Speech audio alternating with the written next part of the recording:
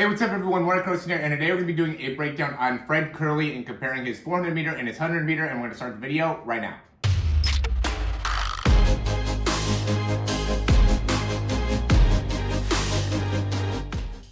Alright, so this is going to be a comparison of when Fred Kerley beat Michael Norman. It's kind of an upset when he did that in the 400 meter, and also when Fred Kerley, he ran sub 10 in this race here on the left. I want to say it was like a 9.95 or something like that. Beat Justin Gatlin, beat Andre DeGrasse here. And, big thing that happened recently is Fred Kerley came out and said he's not going to run the 400. He's only going to beat the 100 and 200. A lot of people are like, why is that going on? I, for one, 100% understand, just because running the 400 to me just like sucks way more, right? If you can go in the scale of, what are some of the most difficult things to be able to do. I feel like running the 400 at a very high rate is one of them, just being able to maintain that speed, so I get it. I also think that he, while there is some degree of potential improvement he can make on the 400, I do think that, the 100 meter is something that he can, really make a lot more improvement on, and obviously feels like he could have a lot more success within. So, going into the breakdown here, we'll just compare the 400, and I mean, it's hard to say because he's just so natural with his running stride, and because he's nice, he's tall, he's long, he's lean, and he's so strong, competitive. He would obviously do well no matter what run he did, right? He's, one of the most complete sprinters in at least the U.S., right? He's, able to beat Michael Norman in the 400, able to beat Justin Gatlin in the 100. What more can you ask for in terms of, somebody that's able to compete at the highest level against some of the best in the world? So, big thing that to me of like, why would he do that?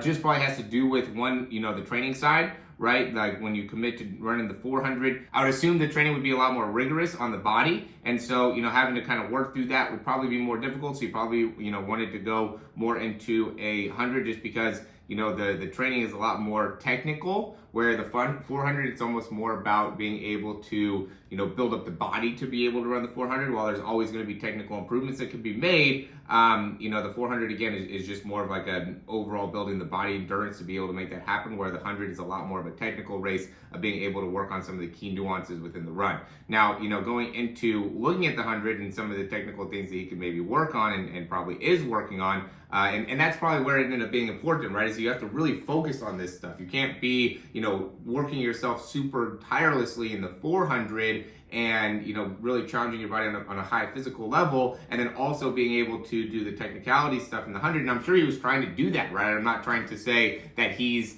not somebody that can sustain it, but he probably just got to a point where he's like, it's just too much, right? It makes sense where it's like, it's too much, and if I'm going to give up one, he's probably been working a lot on his 100 starts, the beginning part of it, so he's like, if I'm going to give up one, he's going to give up the 400.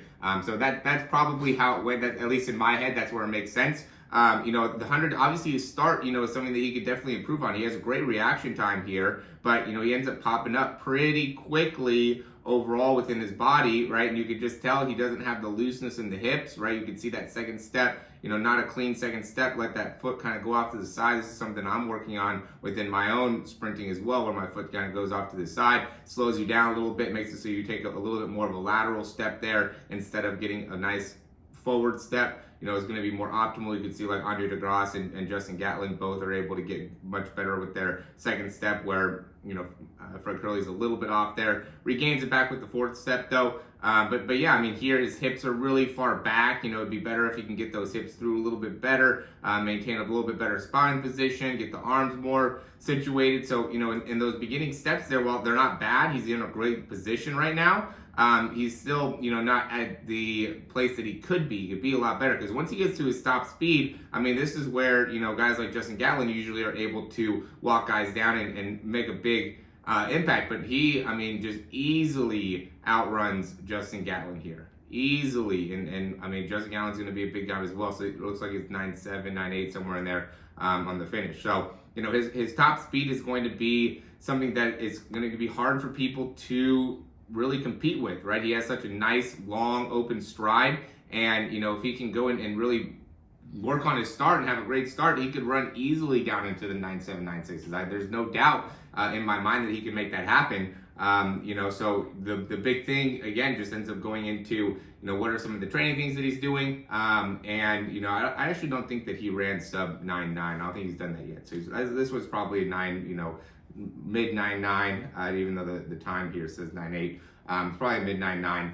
But anyway, it makes sense where he wants to be able to, focus on something that is, running the 100, 200, and 400 is just such a wide variety of different training patterns you have to go through. So I think he's potentially dangerous in the 100 and 200 for sure. And we're going to quickly interrupt this video just to say, click that thumbs up down below if you like the information so far. Subscribe to the channel if you haven't already. And if you have any questions, comments, recommendations, leave those down below. We're going to hop right back in the video. The competition going to the Limit Trials this week, I'm just so excited to be able to watch it because, there's some great athletes are going to be competing at the 100, the 200, even the 400, after watching the NCAA championships this past week, there's a lot of guys that are going to be able to potentially make some noise, and there's a lot of questions to be able to be answered this weekend. So, it's going to be a interesting thing for sure to see who ends up making it. And, with all the competition as well, I think it makes a lot of sense, for that reason too, for Fred Kerly, really just to concentrate on a couple things here to be able to really give him a great opportunity to win gold. Because at the end of the day, you could be good and,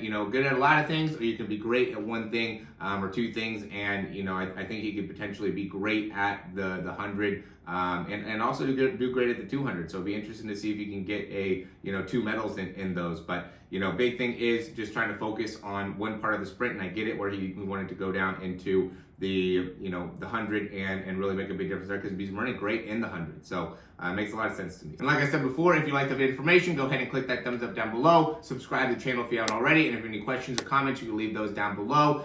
Big thing that we've been talking about a lot lately is going to be those Zoom sessions. I do think this is going to be highly beneficial for anybody that is looking to improve technically from a sprinting position. I am going to get more and more into the 100-meter training that I've been doing. And, really big thing is, for me personally, is in a month being able to, really do some big things with my 100-meter. And hopefully by doing that, we'll be able to show some of the importance of the technical focus and why that is something that will really provide a lot of benefit for you. But if it is something that you're looking to do and, have some questions about, would be happy to answer any questions you might have, just because, I know that my eye for looking at the technical parts of sprinting and helping you get faster is something that is very unique and will give you a great opportunity to improve quickly. And that's why I'm working so hard right now, even on my own sprint, to be able to really show and justify some of the information that I'm telling you guys through this YouTube channel. So, hopefully some of you guys want to take action on that. You can click that Zoom link.